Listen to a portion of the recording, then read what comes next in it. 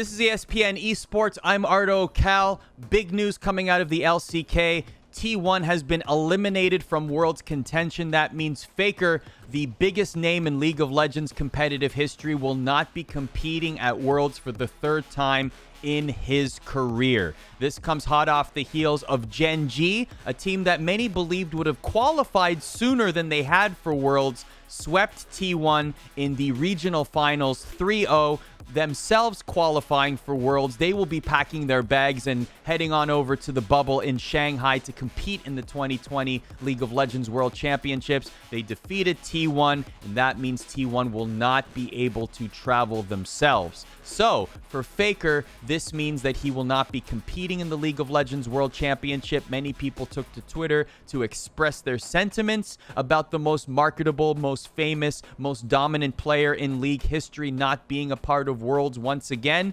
We saw Slasher tweet, Faker not going to Worlds, Riot executives are sobbing. My own colleague Tyler Erzberger, Fion on Fire, tweeting about the matchup. They call Faker the unkillable Demon King. They call effort just killable. And Yamato Cannon saying, a little bit of speculation here, that might have been Faker's last game. Makes me angry that we got robbed of many Faker's prime games to be subbed out for the likes of Easy Hoon. He got subbed out this year as well. We saw Faker on the bench in favor of a highly touted rookie and closer for certain parts of the season, for some games as well. We don't know what the future will hold for Faker. Certainly people speculating that maybe this was Faker's last game. Maybe he will retire. Of course, we do know that he did sign earlier this year a contract extension with T1, a 3-year deal. That's the maximum allowed amount of time for a Riot contract. So he has a 3-year deal with T1. As part of that, he gets part ownership of T1, and both parties agree that he would move into a role, a leadership role or some sort of role within the T1 organization when he does decide to hang it up, when he does decide to retire.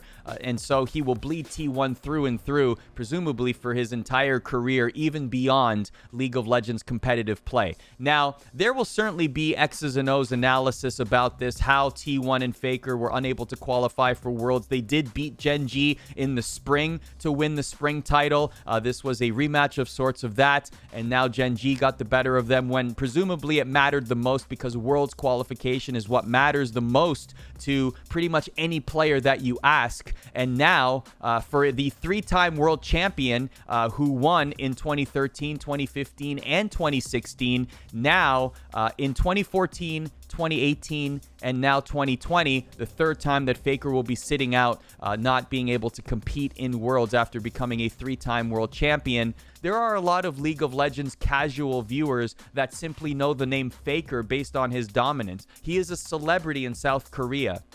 He is very well known around the world as being the greatest esports competitor ever.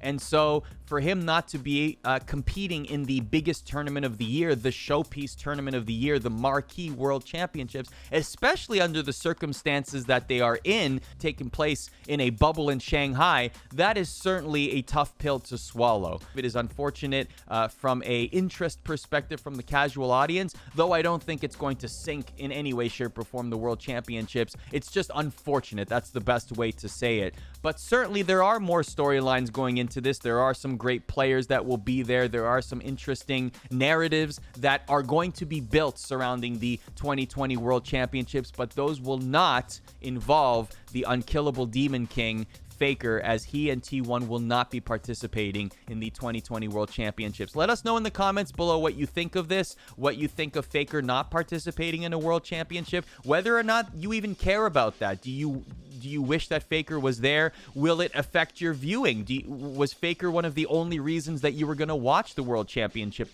to see him win a 4th title? Was that important for you? Do you think this is it for Faker? Do you think he is contemplating retirement? Do you think that he will now retire? Let us know in the comments below everything surrounding your thoughts of Faker not making the World Championships and what you think the future holds for the unkillable Demon King.